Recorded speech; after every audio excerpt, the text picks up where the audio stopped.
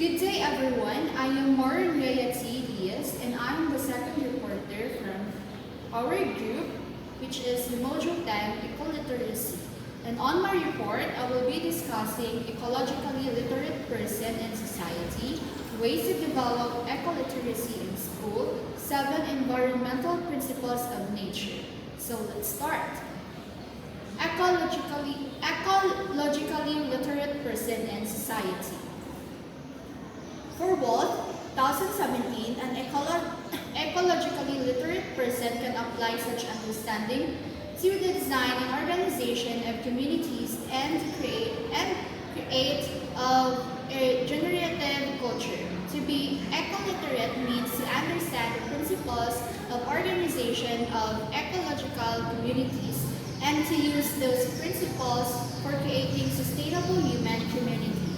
So an ecologically literate person is someone who clearly understands how the environment works and how humans are connected to the nature. Like an ecologically literate person is marunong kung paano magtipid ng tubig at kuryente, mag-recycle ng mga basura, magtatanim ng puno, pag-aalis ng pag-iwas sa mga polusyon. An ecologically literate person understands the essence of independence and interconnectedness and that we are all part of living system. An ecologically literate person translates this understanding into action that demonstrate conscious efforts and minimize negative impact on our life, sustaining system and maximize value contribution of our collective well-being now and for future generation. In short, being ecologically literate means understanding nature and using that understanding to make responsible decisions. This means that person knows that the earth is not just a place where we live, it is a place where it is a living system where plants, animals, water, air, soul, and human are connected to each other. So, kapag may magpapalya or may masisira doon sa isang yon na nabanggit ko is magpapalya na rin yung iba na nabanggit ko kanina, like the plants, animals, water, air, soul, and the human. Because all of that are connected sila sa isa't isa. On the other hand, an ecologically literate society would be a sustainable society which does not destroy the natural environment on which they depend. Thus, ecological literacy is a powerful concept as it creates a foundation of an integrated approach to environmental problems. Advocates and catalysts champion eco-literacy as a new educational reform emerging from holism, systems thinking, sustainability, and complexity. Walt of 2017 claimed that nurturing ecological literacy in students of a wide range of ages has become the goal of sustainability education program and worldwide. So an ecologically literate society, on the other hand, is a community where people work together to protect the environment. This kind of society practices sustainability, meaning they use natural resources wisely without destroying them. For an example, a sustainable society promotes proper waste management, renewable resources, environmental protection, and responsible consumption. The goal is to create a community where people can live well without damaging the natural system that supports life. So next is we have ways to develop ecoliteracy in school. A growing number of educators feel the need to foster learning that genuinely prepares young people for the ecologically challenges presented by this entirely unprecedented time in human history.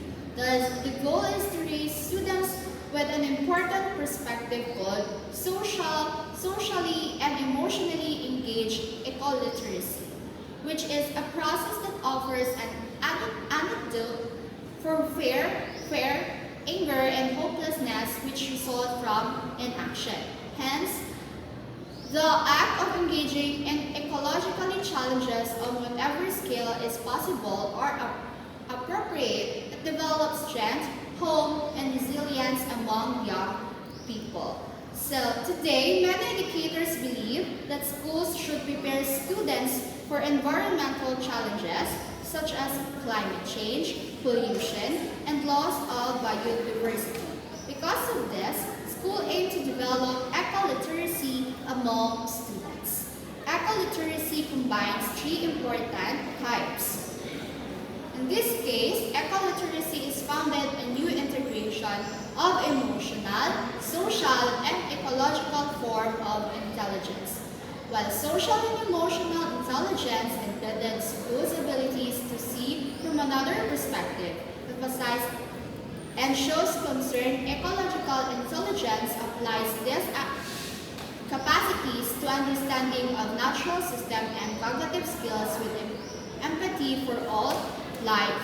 So, eco-literacy combines three important types of intelligence. First is we have the emotional intelligence, social intelligence, and lastly we have ecological intelligence. So, emotional intelligence helps students develop empathy and care for others. Social intelligence helps them cooperate and work with other people. Ecological intelligence helps them understand how human action affects the environment. When these three are combined, students become more aware, responsible, and motivated to protect our nature. By weaving these forms of intelligence together, eco-literacy builds on success from reduce behavioral problems to increase academic achievement to foster social and emotional learning. So, to help educators foster social and emotional engagement in eco-literacy, the following are identified practices in age-appropriate ways for students, ranging from pre-kindergarten through adulthood, and help promote the cognitive and effective the abilities with the integration of emotional and social and ecological intelligence. So first is we have develop empathy for all forms of life. By recognizing the common needs we share with all organisms, we can extend our empathy to consider the quality of life to other life form, feel genuine concern about their well-being and act on that concern.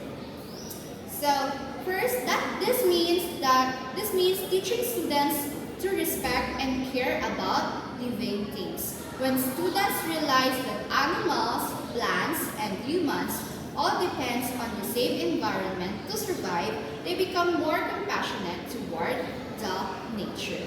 Second is embrace sustainability as a community practices. By living the wondrous way that plants, animals, and other living things are interdependent, students are inspired to consider the role of interconnectedness within their communities and see the value of strengthening those relationships by thinking and acting cooperatively. So, environment care should not be done by individuals alone. It should be involved the whole community. When students participate in activities like recycling program, tree planting, or school garden, they learn to protect the environment requires cooperation and shared responsibility. The third one, we have make the invisible visible. If we strive to develop ways of living that are more life-affirming, we must find ways to make visible the things that seems invisible by using web-based tools such as Google Earth, Google Guide, and Foodication app. So, some environmental problems are difficult to notice because their effects are not immediately visible. For example, climate change, pollution, and environmental degradation may happen slowly over time. Teachers can help students understand this issue by using technology, environmental data, and visual tools. These tools help students see the hidden effect of human activities on the planet. For we have anticipated unintended consequences. Teachers can teach students strategies for anticipating unintended consequences. This include precautionary principles that when an activity threatens to have a damaging impact on the environment or human health, precautionary action should be taken. Another strategy is to shift from analyzing a problem by reducing it to its isolated components, to adopting a system thinking a perspective that examines connections and relationships among various components of the problem. So, this practice teaches students to think about the possible effects of their action before making decisions. Sometimes people make choices that seem convenient but later cause environmental damage. So everyone, you should always think before you do an action. Number 5. Understanding how nature sustains life.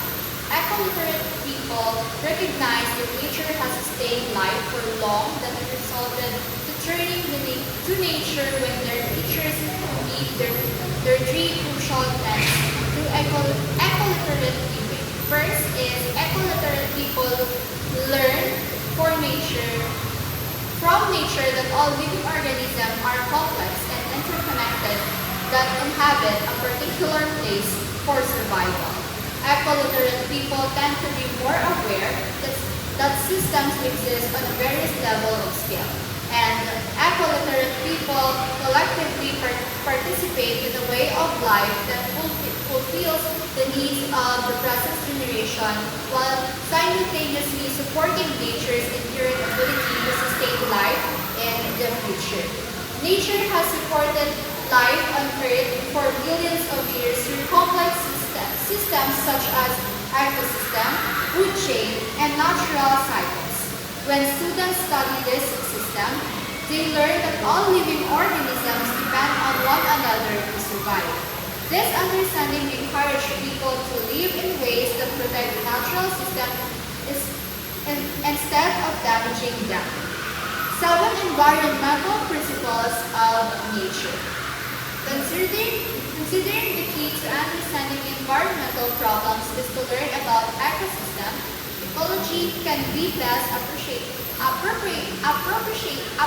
appreciated in schools through our more practical and more relatable perspectives and manner of orientation and realization. The following are basic environmental principles of ecosystem. So first, we have nature knows best. People need to understand nature and have to abide by the results to impose. In essence, one must not go against the natural process if she or he would like to ensure a continuous and steady supply of resources. So, ang kalikasan or the nature ay may sariling system na kailangang balance. Kapag nakialam ang tao na hindi naman tama yung ginagawa niya, maaaring masira yung nature or yung natural na proseso na ginagawa natin. Second is all forms of life are important. Each organism plays a fundamental role in nature. Therefore, all living things must be considered as inevitable instruments in maintaining balance in the ecosystem. Lahat ng organism ay may mahalagang papel sa ecosystem. Kahit maliit lang yun siya na organism, ay mahalaga pa rin yun para mapanatili yung pag-balance ng nature natin. The third one is everything is connected to everything else. In an ecosystem, all components interact with each other to ensure that the system is sustainable. For each any outside interference may result in an imbalance and deteriorations of the system. So, an ecosystem, lahat ng bagay ay magkaugnay. Kapag may nasira sa isang bahagi, naaapektuhan ang iba pang bahagi or other parts ng system. Everything change. People must rethink the relationship with the environment through relevant technologies for positive changes.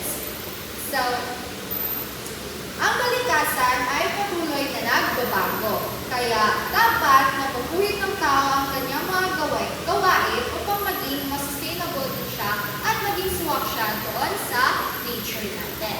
Everything must go somewhere.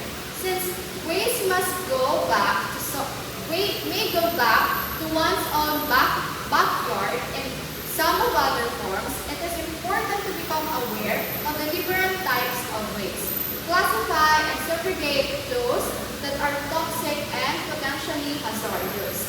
So, hindi nawawala yung basura kahit saan and everything, like meron tayong makikita sa basurahan, sa likod ng bahay natin, sa ilog, sa dagat. So, as a person, dapat marunong din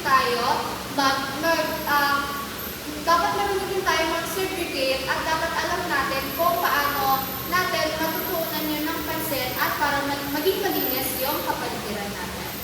Ours is a finite earth. Awareness of the earth limited resources leads to a continuous efforts to changes one's attitude and initiative for recycling them. So, ang mundo ay may limitadong likas lamang. Limited resources lang dapat tayo. So, limited resources lang yung meron tayo. So, kailangan nating alagaan kung ano yung meron sa atin. Kasi, baka mamaya, kung ngayon may tubig tayo, tapos sinasayang-sayang lang natin, tapos bukas, mauubos din pala. So, mawawalan tayo ng pangailangan, which is yung tubig na kailangan natin. So, lastly, we have nature is a beautiful and art towards God's creation. Being the most intelligent and being gifted with reason, humans are capable of controlling and taking care of creation to their own advantages. So, si God ang nagbigay ng nature, ang nagbigay ng nature natin, and isa sa mga binigay niya sa atin ay ang malinis na kapaligiran. So, as a person, kailangan natin na pangalagaan at protektahan kung ano yung ginawa ni God para sa atin. And that's all